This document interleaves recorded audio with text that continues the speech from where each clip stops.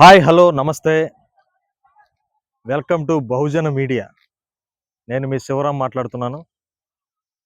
ఈ దేశంలో ఉన్నటువంటి కళలకు సంస్కృతులకు నిలయం అయినటువంటి ఎన్నో సామాజిక పరమైన నాగరికత ఈ దేశ సారూప్యతను వివరించినటువంటి సంచార అర్ధ సంచార విముక్త జాతులు సంబంధించి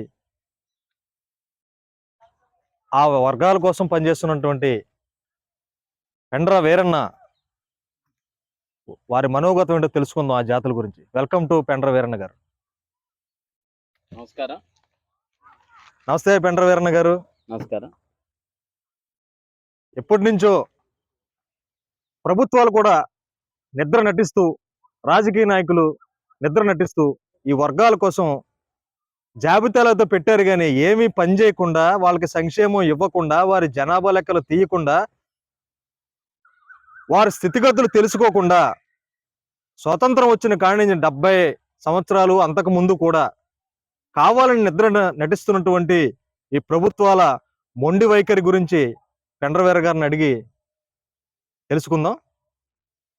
వీరన్న గారు, ఎన్నాళ్ళ నుంచి ఈ జాతుల కోసం మీరు పనిచేస్తున్నారు? అసలు ఏమిటి ఈ జాతులతో పరిస్థితి ఏమిటి ఒకసారి చెప్పండి. వాస్తవంగా నేను 2010, 11 ఆ ప్రాంతంలో సంఘాన్ని స్టార్ట్ చేయటం, 2012 నుంచి సంచార జాతుల మీద అనేక మంది ఉద్యమ నాయకుల యొక్క సహకారంతో ఉద్యమాన్ని స్టార్ట్ చేయటం జరిగింది. రాష్ట్ర వ్యాప్తంగా ఉన్నటువంటి సంచార జాతుల మీద అన్ని జిల్లాల్లో కూడా తిరిగి పనిచేయటం జరిగింది. వాస్తవంగా ఇందాక ఒక మాట అన్నారు, భారతదేశంలో ఉన్నటువంటి ఎవరైతే సంచార జాతులుగా సామాజిక అవగాహన కల్పించినటువంటి ఈ సమాజంలో ఒక చారిత్రాత్మకమైనటువంటి చరిత్ర సృష్టించే విధంగా కార్యక్రమాలు చేసినటువంటి జాతులు ఏమన్నా ఉన్నాయంటే అవి సంచార జాతులు మాత్రమే.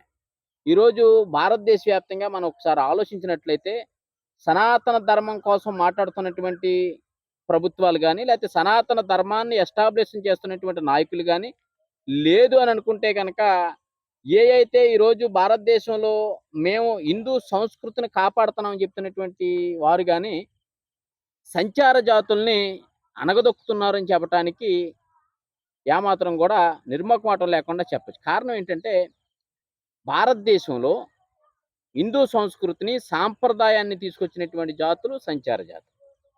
మీరు చూసినట్లయితే గ్రామ గ్రామానికి తిరిగి, ఇంటింటికి తిరిగి అంబ పలుకు, జగదంబ పలుకు, కామాక్షి పలుకు అని చెప్పి విద్య లేకపోయినప్పటికీ విజ్ఞానంతో రాముడు ఎక్కడ పుట్టాడో, కృష్ణుడు ఎక్కడ పుట్టాడో, మహాభారతం ఎలాగొచ్చింది, లేదు ఏ రాజ్యంలో ఏ రకమైనటువంటి యుద్ధాలు జరుగుతూ ఉన్నాయి, ఏ రాజ్యంలో ఏ రకమైనటువంటి సంస్కృతి జరుగుతూ ఉందో గ్రామ గ్రామానికి తిరిగి ప్రచారం చేసినటువంటి వ్యక్తులు, హిందూ సంస్కృతిని కాపాడినటువంటి వ్యక్తులే ఈరోజు భారతదేశంలో అత్యంత దయనీయంగా ఉన్నటువంటి సంచార జాతి.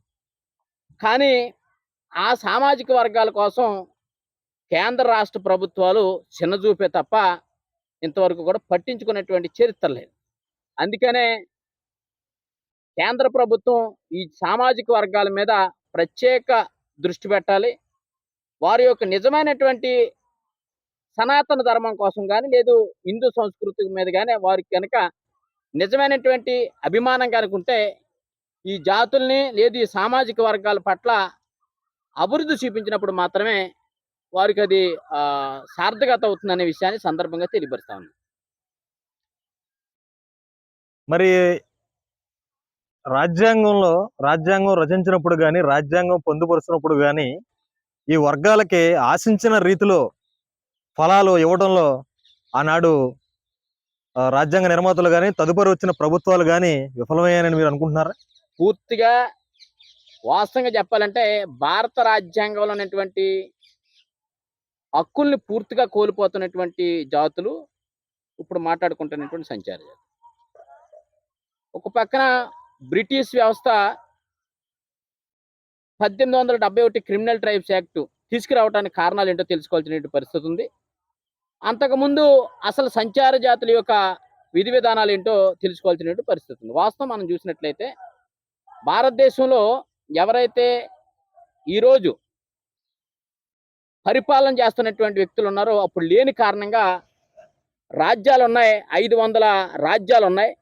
500 రాజ్యాల దగ్గర రాజుల దగ్గర సైనికులుగా పనిచేసినటువంటి వాళ్ళే ఈరోజు మాట్లాడుతున్నటువంటి సంచార జాతులకు సంబంధించినటువంటి, లేదు అర్ధ సంచార జాతులకు సంబంధించినటువంటి, లేకపోతే విముక్తి జాతులుగా ఉన్నటువంటి వారు. భారతదేశం కోసం నిజమైనటువంటి స్వతంత్రం కోసం పనిచేసినటువంటి జాతులు ఎవరన్నా ఉన్నారంటే సంచార జాతులు. కాదని చెప్పి ఎవరైనా గనక డిబేట్ చేయడానికి వస్తే నేను సిద్ధంగా ఉన్నా, అందులో ఇబ్బంది ఏమి లేదు. కారణాలు కూడా నేను చెప్పదలుచుకున్నాను. మాకు రాజ్యాంగం ద్వారా కూడా అన్యాయం జరగడానికి కూడా కారణం కూడా నేను చెప్పదలుచుకున్నాను.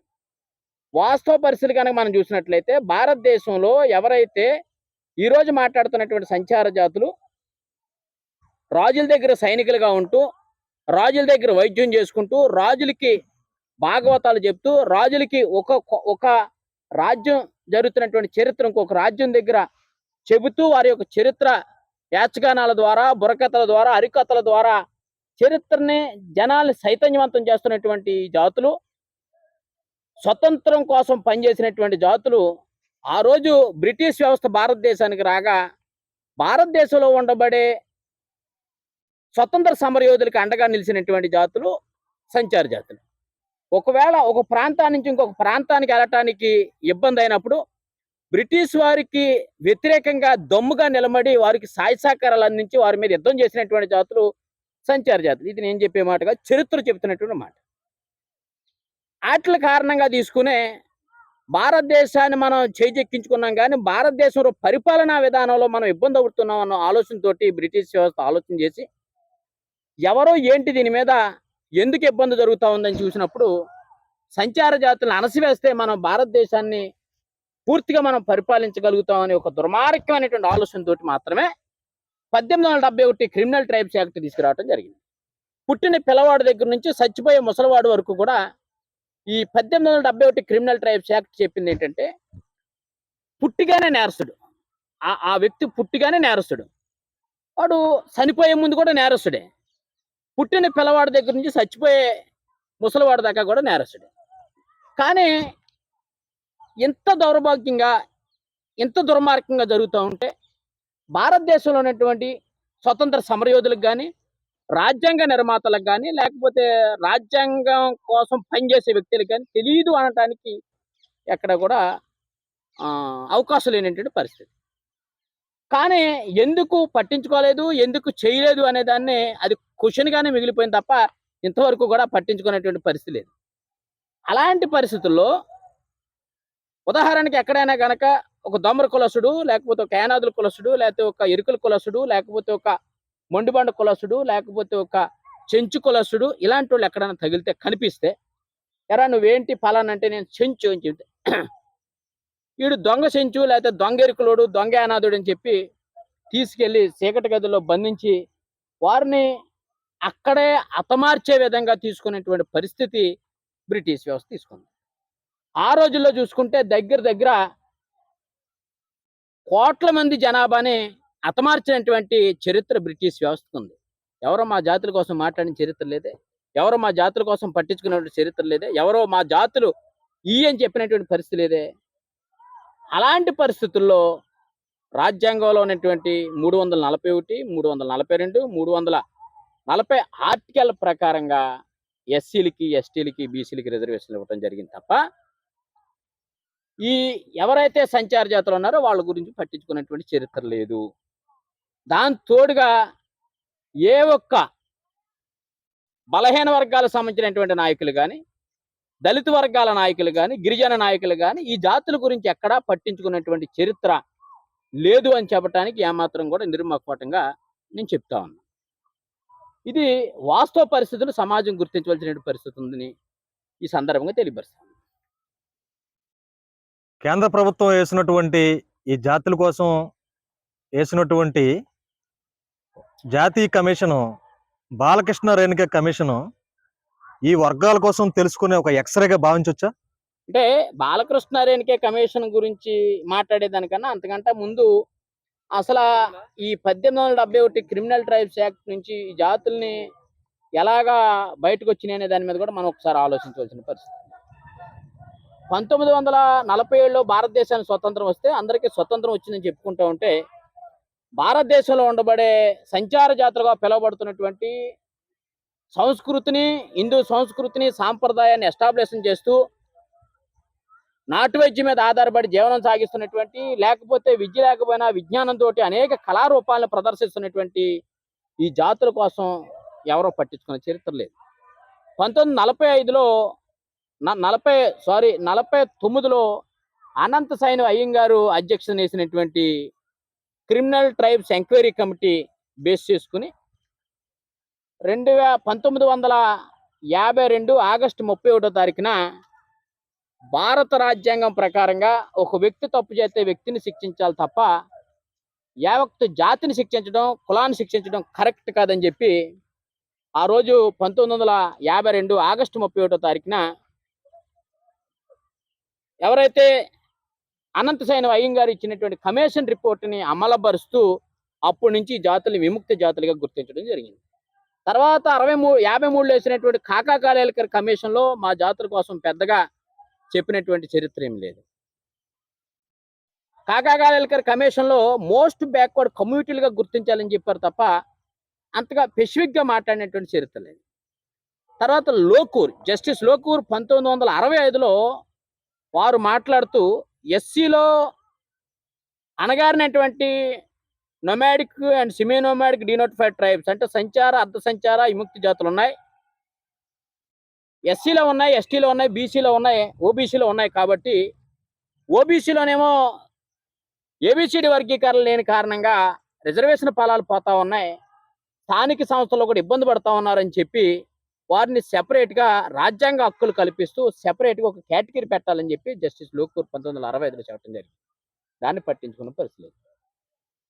దాని తర్వాత 2002లో జస్టిస్ వెంకటాచలయ్య గారు జాతీయ కమిషన్ చైర్మన్గా ఆయన పనిచేస్తూ ఆయన రాజ్యాంగ పనితీరు మీద పనిచేస్తూ ఆయన ఏం చెప్పారంటే ఎస్సీలో, ఎస్టీలో, ఓబీసీలో అనేటువంటి సంచార జాతులను తీసి సెపరేట్గా ఒక కేటగిరీ ఏర్పాటు చేయాలని చెప్తే దాన్ని పట్టించుకున్నటువంటి పరిస్థితి లేదు.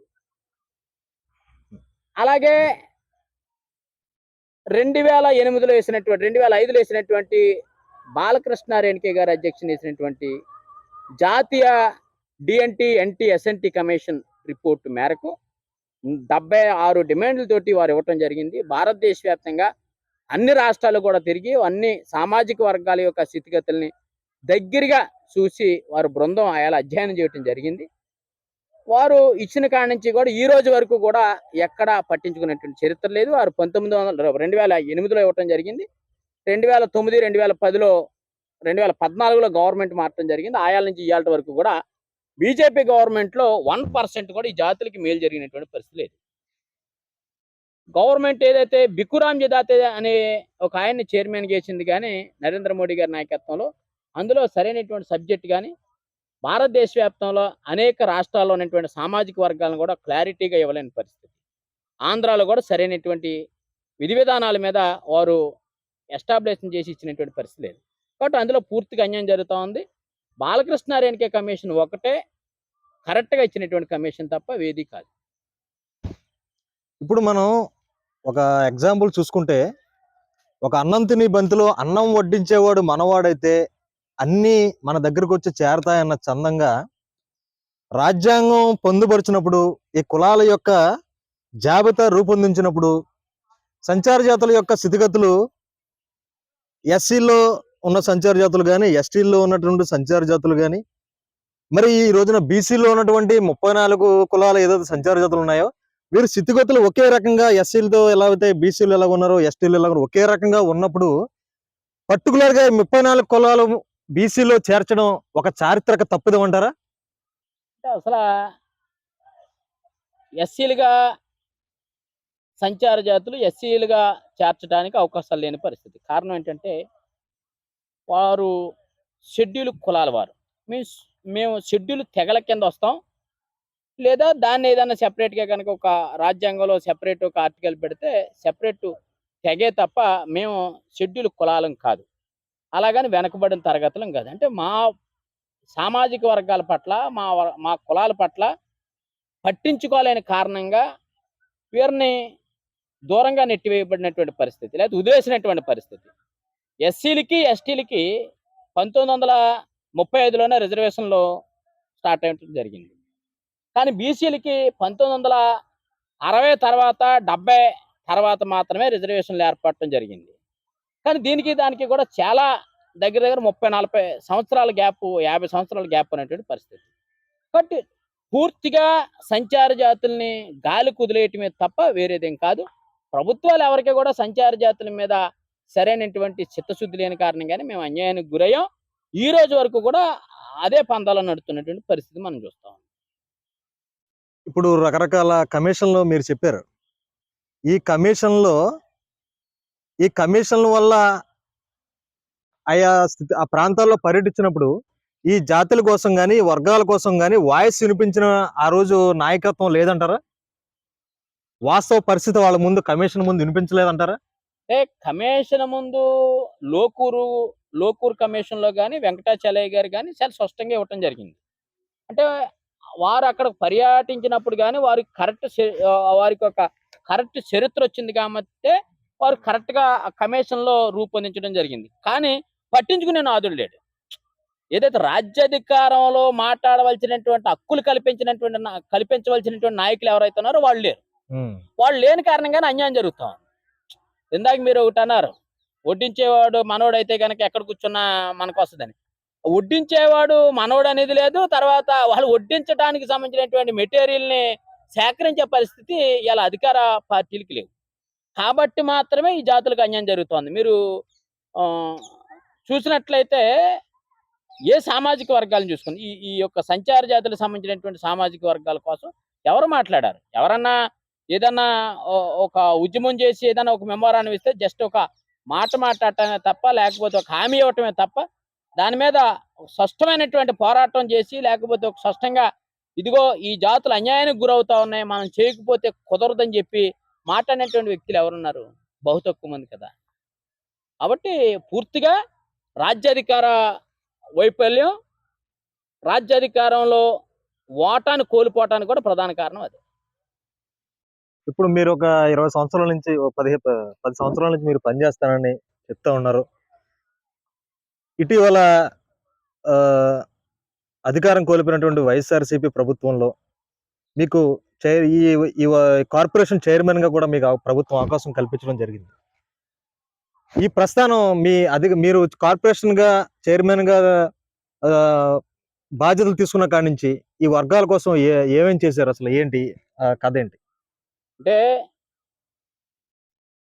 పాదయాత్రలో నేను సంచార జాతుల కోసం అప్పుడు ప్రతిపక్ష నాయకుడిగా ఉన్నటువంటి జగన్మోహన్ రెడ్డి గారికి వివరించడం, దాంతో పాటు వారు చాలా దగ్గరగా చూడటం, నాకు కార్పొరేషన్ చైర్మన్గా ఆయన అధికారంలోకి వచ్చిన తర్వాత ఇవ్వటం జరిగింది. అధికారంలోకి వచ్చిన తర్వాత మాకు కార్పొరేషన్ చైర్మన్ ఇవ్వటం అనేది వాస్తవ పరిస్థితులు మనం చూసినట్లయితే భారతదేశ వ్యాప్తంగా సంచార జాతులకు సంబంధించినటువంటి వ్యక్తిగా నాకు అవకాశం దొరకటం అనేది నాకు ఒక గొప్ప అదృష్టంగా భావిస్తా ఉంది. అది జగన్మోహన్ రెడ్డి గారు ఇచ్చినటువంటి గొప్ప అవకాశం, గొప్ప అదృష్టం కూడా. ఎందుకంటే బీసీలు పరిపాలించినటువంటి రాష్ట్రాలు కానీ, దళితులు పరిపాలించినటువంటి రాష్ట్రాల్లో కానీ సంచార జాతులకి ఒక కార్పొరేషన్ ఏర్పాటు చేసి ఒక రాజ్యాధికార పదవి ఇచ్చినటువంటి పరిస్థితి లేదు. ఇటీవల కాలంలో తమిళనాడు ఆ ప్రాంతంలోనో, లేకపోతే కర్ణాటక కావాలండి, అక్కడ ఒక బేడా బడగా జంగాలకు సంబంధించినటువంటి వ్యక్తిని ఒక ఎమ్మెల్యేని అయ్యాడు. చాలా సంతోషం. ఇంతకంటే ఎక్కడ ఏమీ లేదు. ఇది మొన్న ఎలక్షన్లు జరిగినప్పుడు కర్ణాటక. కానీ ఈ ఇబ్బంది జరుగుతోంది. జగన్మోహన్ రెడ్డి గారు కార్పొరేషన్ ఏర్పాటు చేసినప్పుడు మాకు కార్పొరేషన్ చైర్మన్గా నేను రాష్ట్ర వ్యాప్తంగా 2-3 సందర్భాల్లో నేను తిరగటం జరిగింది. ఆయా ప్రాంతాల్లో ఉన్నటువంటి ప్రధానంగా వీళ్ళకి కుల ధృవీకరణ పత్రాల సమస్య ఎక్కువ ఉంది. ఏ ప్రాంతంలో అయితే కుల ధృవీకరణ పత్రాలు ఇవ్వటం లేదో ఆ ప్రాంతంలో కుల ధృవీకరణ పత్రాలు ఇప్పించడం జరిగింది. మీకు ప్రకాశం సింగరాయకొండలో కానీ, లేకపోతే నెల్లూరులో కానీ, అలాగే రాయలసీమ ప్రాంతంలో ఉన్నటువంటి కర్నూలు, కడప, చిత్తూరు ఆ ప్రాంతాల్లో కానీ, అలాగే ఉత్తరాంధ్రలో కానీ, అలాగే మీకు అనకాపల్లి ఈ ప్రాంతాల్లో కానీ, అన్ని ప్రాంతాల్లో కూడా మేము తిరిగి కుల ధృవీకరణ పత్రాలు ఇప్పించడం జరిగింది. దాంతోపాటుగా సంక్షేమ పథకాలను కూడా వారికి అందుతుందా లేదా అనే దాని మీద మేము పూర్తిగా అధ్యయనం చేయడం జరిగింది. ఎవరికైనా మాకు ఇళ్ల స్థలం రాలేదు అంటే ఇమీడియట్లీగా కన్సెంట్ అధికారులతో మాట్లాడి ఇళ్ల స్థలాలు ఇప్పించడం కానీ, లేదనుకుంటే సంక్షేమ పథకాల అర్హత ఉండి లోకల్‌గా ఉన్నటువంటి ఇబ్బందుల కారణంగా ఏమన్నా సంక్షేమ పథకాలు రాకపోతే వారందరికీ కూడా సంక్షేమ పథకాలు ఇప్పించినటువంటి పరిస్థితి. అలాగే అక్కడ ఉన్నటువంటి సిట్టింగ్ ఎమ్మెల్యే గారితోటి గాని, లేకపోతే మంత్రులతోటి గాని, అక్కడ ఉన్నటువంటి కన్సెంట్ అధికారులు ఎవరైతే ఉన్నారో ఎంఆర్ఓలు గాని, ఎంపీడీఓలు గాని, లేకపోతే ఇంకా కొంచెం జేసీలు గాని, లేకపోతే కలెక్టర్లతోటి మాట్లాడి వారికి మంచి విధంగా ఇంకా సంక్షేమ పథకాలు అందించే విధంగా జరగటం. వారి సెక్యూరిటీని ఇవ్వటం జరిగింది. టోటల్‌గా సంచార జాతులకు ఒక మనోధైర్యం కల్పించడం జరిగింది. ఇది పార్టీల కోసం మాట్లాడాలన్న ఆలోచనొస్తే కూటమి ప్రభుత్వంలో అది విఫలమైంది. మీకు 2014, 2019 మధ్యలో 2016లో కార్పొరేషన్ జీవో ఇచ్చి తూతూ మంత్రంగా 160 కోట్లు బడ్జెట్ ఇచ్చి, ఆ బడ్జెట్‌ని వారి ఖర్చులకి వాడేసుకొని 2018, 19 మధ్యలో ఒక 6 నెలల పాటు రెడ్డి సామాజిక వర్గానికి చెందినటువంటి వ్యక్తిని కార్పొరేషన్ చైర్మన్‌గా నియమించడం జరిగింది. ఎవరో కూడా సంచార జాతుల గురించి గాని, సంచార జాతుల మీద బాధలు ఉన్నటువంటి వ్యక్తుల్ని గాని, లేదా సమస్యల మీద అవగాహన ఉన్నటువంటి వ్యక్తిని ఇవ్వల. మళ్ళా ఈ ప్రభుత్వం అధికారంలోకి వచ్చిన తర్వాత ఇంతవరకు అసలా ఎంబీసీ పాలక మండలి అనేది ఏర్పాటు చేయలేదు. దీన్ని బట్టి టోటల్‌గా జనాలకు గాని అందరికీ కూడా అర్థం అవుతా ఉంది. ఆహ్, కూటమి ప్రభుత్వానికి ఈ జాతులు, ఈ సామాజిక వర్గాల పట్ల ఏమాత్రం కూడా మంచి అభిప్రాయం లేదు అని చాలా స్పష్టంగా అర్థమవుతుంది. ఇప్పుడు మీ ఉద్యమ ప్రస్థానం గనక మీరు చెప్తున్న గణాంకాలు గాని, ఇవన్నీ పరిశీలిస్తే రాష్ట్ర వ్యాప్తంగా ఉన్నటువంటి ఈ కులాల యొక్క స్థితిగతుల యొక్క డేటా గాని, మీరు మీ ప్రస్థానంలో, మీ ఉద్యమంలో తీసుకొచ్చినటువంటి భావజాలంతో మీరు గత ప్రభుత్వంలో మీరు చైర్మన్‌గా ఉన్నప్పుడు తీసుకొచ్చిన జీవోలు గాని, ఇవన్నీ కూడా ఈ వర్గాల యొక్క మార్పుకు అవకాశంగా ప్రభుత్వాలు గనక తీసుకుంటే, మీరు దానికి తోడ్పాటుని అందించగలరా ప్రభుత్వానికి? పూర్తిగా ప్రభుత్వాలు ఏ సహకారం అడిగినా, డిపార్ట్మెంట్ ఏ సహకారం అడిగినా, ఆ జాతులు అభివృద్ధి చెందుతాయి అనుకుంటే తప్పనిసరి చేయడానికి సిద్ధంగా ఉన్నాం. మేము గతంలో ఇచ్చిన జీవోలు గాని, లేకపోతే మా దగ్గర ఉన్నటువంటి హిస్టరీని గాని, మా దగ్గర ఉన్న చరిత్రను గాని, ఈ జాతులు అభివృద్ధి చెందటానికి ఉపయోగించడమే తప్ప వేరే దానికి కాదు. మాకు పార్టీలకు అతీతంగా చేయటానికి సిద్ధంగా ఉన్నాం. ఇందులో ఇబ్బంది ఏమీ లేదు. అంటే ప్రధానంగా మనం చూసుకున్నట్లయితే బ్రిటిష్ వారు జనాభా లెక్కలు తీసేవారు. యాంథ్రోపాలజీ గాని, ఆర్కియాలజీ డిపార్ట్మెంట్ గాని ఈ స్థితిగతుల మీద అప్పట్లో విపరీతమైన స్టడీ జరిగేది.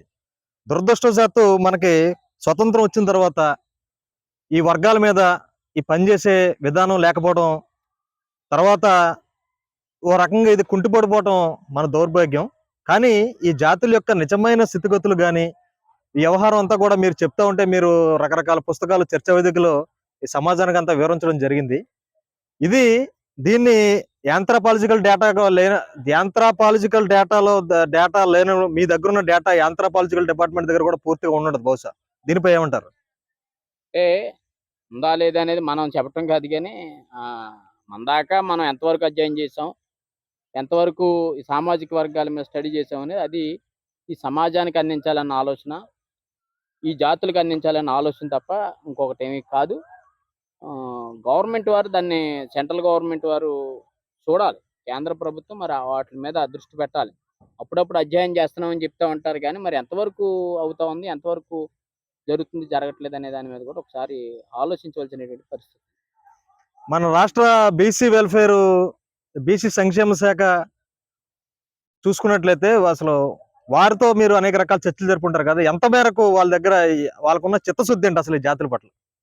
అంటే సంక్షేమం అంటే వాళ్ళకి చిత్తశుద్ధి అనటానికి పైన అధిష్టానాన్ని అనుకుండాలి ముందు. తర్వాత పాలక మండలి ఎవరైతే ఏసారో వాళ్ళకి ఆ భావజాలం ఉండాలి. ఆ భావజాలంతోటి మాత్రమే వారు ఎదరికెళ్ళటానికి ఆస్కారాలు కుదురుతాయి. ముందు పైనున్నటువంటి అధికార యంత్రాంగానికి ఉన్నప్పుడు మాత్రమే ఇయన్నీ జరుగుతాయి. అది వాస్తవంగా చెప్పాలి అంటే జగన్మోహన్ రెడ్డి గవర్నమెంట్‌లో అనేక సంక్షేమ పథకాల ద్వారా వాళ్ళకి అభివృద్ధి చెందటానికి ఆస్కారాలు కుదిరినాయి. సంచార జాతులు రాజకీయ ప్రస్థానం లేనటువంటి జాతులు కాబట్టి ఆ గ్రామాల్లో ఉన్నటువంటి రాజకీయ నాయకుల దగ్గరికెళ్ళి వీళ్ళు వాళ్ళతోటి అటాచ్‌మెంట్ లేనటువంటి జాతులు కాబట్టి, వాళ్ళతోటి మమేకమై పనిచేసే జాతులు కాదు కాబట్టి, జగన్మోహన్ రెడ్డి గారు తీసుకున్నటువంటి డీబీటీ ద్వారా అమ్మఒడి గాని, చేయూత గాని, ఆసరా గాని, లేకపోతే విద్యా దీవెన గాని, వసతి దీవెన గాని ఈ సంక్షేమ పథకాలు డైరెక్ట్‌గా వాళ్ళకి అందటానికి ఆస్కారాలు కుదురుతా ఉన్నాయి. లేదనుకుంటే గతంలో గాని, కూటమి ప్రభుత్వం ఇప్పుడు గాని ఎవరికైనా ఒక పథకాన్ని ఇవ్వాలి అనంటే తెలుగుదేశం పార్టీకి సంబంధించినటువంటి లేదా జన్మభూమి కమిటీకి సంబంధించినటువంటి వారే సంతకం పెట్టాలి. లేకపోతే వాళ్ళ రికమెండేషన్ మేరకే జరగాలి. మేము 32,00,000 మంది గవర్నమెంట్‌లో ఉండగా ఇళ్ల పట్టాలు ఇచ్చాం. 32,00,000 మందిలో ఒక్కడు కూడా ఏ రికమెండేషను లేకుండా వారికి అర్హత ఉంటే ఇచ్చాం. అందులో హైయెస్ట్ పెట్టుకున్న వారందరికీ కూడా సంచార జాతులకొచ్చింది.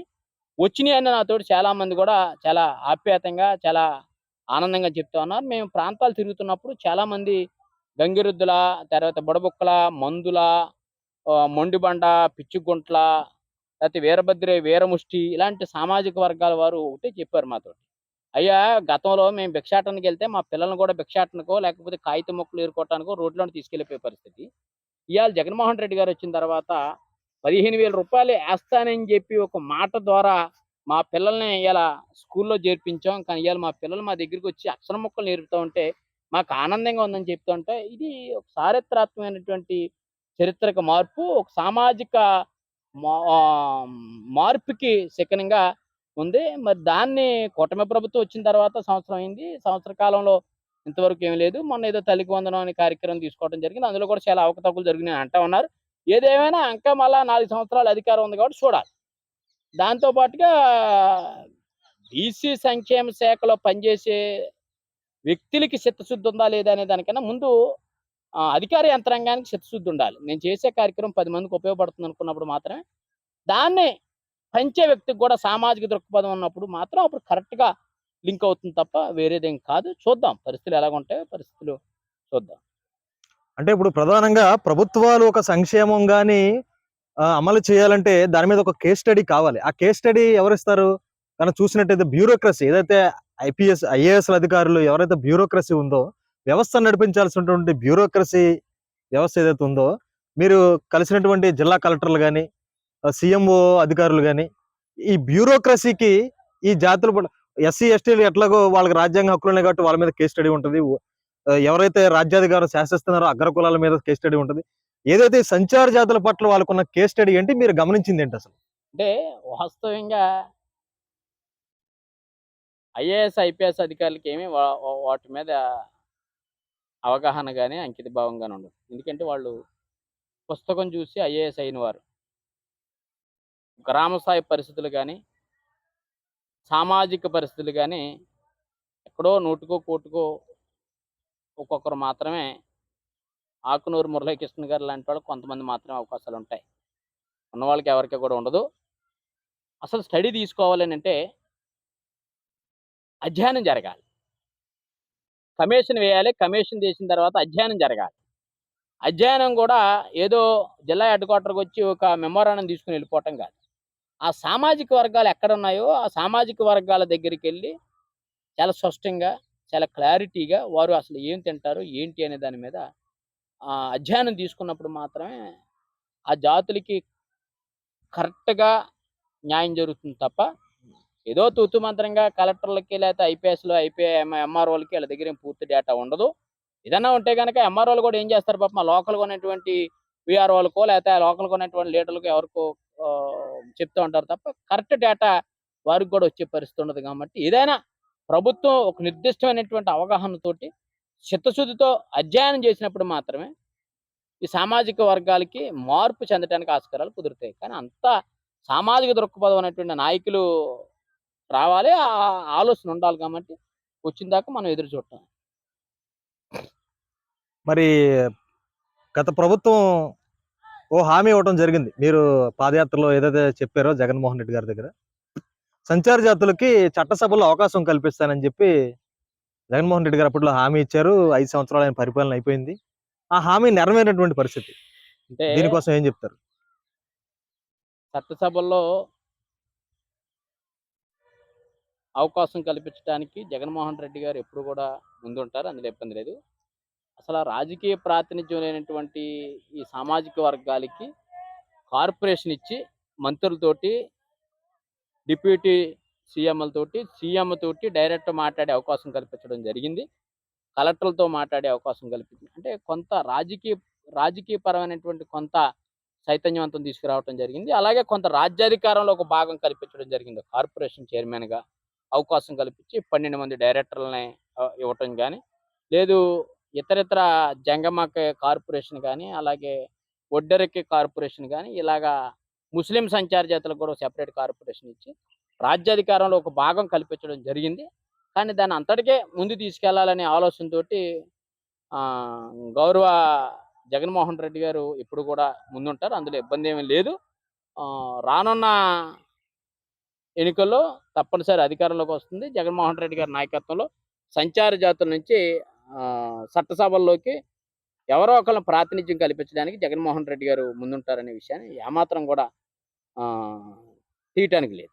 ఆయనకు సామాజిక అవగాహన, అంకితభావం అనేటువంటి వ్యక్తి కాబట్టి చిన్న కులాలను గుర్తించాలనే భావన ఉన్నటువంటి వ్యక్తి కానీ వేరే భావన ఉన్నటువంటి వ్యక్తి కాదు. అలాంటప్పుడు జగన్మోహన్ రెడ్డి గారు తప్పనిసరి సంచార జాతుల నుంచి చట్టసభల్లోకి అవకాశం ఇవ్వటానికి సిద్ధంగా ఉన్నారు. అందులో ఇబ్బంది ఏం లేదు. చివరగా మీకు ఒక ప్రశ్న వీరన్న గారు, 2005లో వేసినటువంటి బాలకృష్ణారెడ్డి కమిషన్ తరువాత వచ్చినటువంటి 2014 నరేంద్ర మోడీ 1 ప్రభుత్వం కానీ, నరేంద్ర మోడీ 2 ప్రభుత్వం కానీ, ప్రస్తుతం నడుస్తున్నటువంటి 3 ప్రభుత్వంలో కానీ దాన్ని అమలు చేసేటటువంటి అవకాశాలు ఏమాత్రం కనుచూపు మేరలో కనిపించడం లేదు. 2014లో కేవలం వెల్ఫేర్ బోర్డు మాత్రమే వేసి చేతులు దులుపుకున్నారని మీరు అనుకుంటున్నారా? లేదా దీన్ని భవిష్యత్తు కార్యాచరణ ఏ విధంగా తీసుకెళ్దామని మీ ప్లాన్ ఏంటి, అసలు మీ వ్యూహం ఏంటి? స్టార్టింగ్ లోనే నేను చెప్పాను, నరేంద్ర మోడీ గారికి కానీ, నరేంద్ర మోడీ గారు ప్రభుత్వానికి కానీ నిజమైనటువంటి హిందూ సంస్కృతి మీద కానీ, నిజమైనటువంటి సనాతన ధర్మం మీద కానీ అవగాహన, చిత్తశుద్ధి ఉంటే, బాధ్యత ఉంటే మా జాతులను పట్టించుకోవాల్సిన పరిస్థితి ఉంది. అది ఆల్రెడీ లేదు కదా. 2015 నుంచి ఆయన 2014 నుంచి ఆయన ప్రధానమంత్రిగా ఉండటం జరిగింది. 3వ టర్మ్ ఇది. ఈ 3 టర్మల్లో వారు వేసినటువంటిది ఒక సీడ్ ప్రోగ్రామ్ పెట్టి ఎవరో అసలు అక్షరముక్కు తెలియనటువంటి వ్యక్తులకి ఆన్లైన్ ద్వారా మీరు సీడ్ ప్రోగ్రాంలో లోన్లు పెట్టుకోమని చెప్పడం ఎంతవరకు సబబు?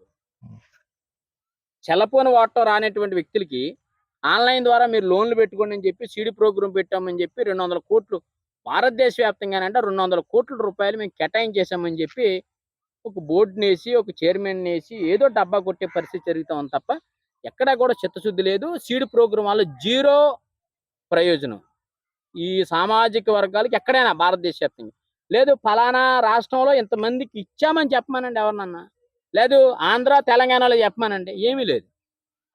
బాలకృష్ణారెడ్డి కమిషన్లో చాలా స్పష్టమైనటువంటి, చాలా సామాజిక అవగాహన, అంకితభావంతో ఉన్నాయి. కానీ మరి వారు కాంగ్రెస్ ప్రభుత్వం వేసినటువంటి కమిషన్ను లేకపోతే మరి ఎందుకో మొత్తం మీద దాన్ని బీజేపీ ప్రభుత్వం యాక్సెప్ట్ చేయట్లేదు. కాబట్టి బాలకృష్ణారెడ్డి కమిషన్ అమలు చేయాలనే దాని మీద జాతీయ స్థాయిలో ఉద్యమం చేపట్టాలనే ఆలోచన మేధావులతో అందరితో జరుగుతూ ఉంది. ఇబ్బంది లేదు. త్వరలో జాతీయ స్థాయిలో అది ఉద్యమంగానే మారుతుంది తప్ప అదేం కాదు. ఓకే, నమస్తే వీరన్న గారు. మీ విలువైన సమాచారం కలిసి మా ప్రేక్షకులకు మీ విలువైన సమాచారం అందించినందుకు ప్రత్యేకంగా ధన్యవాదాలు. నమస్కారం, ధన్యవాదాలు.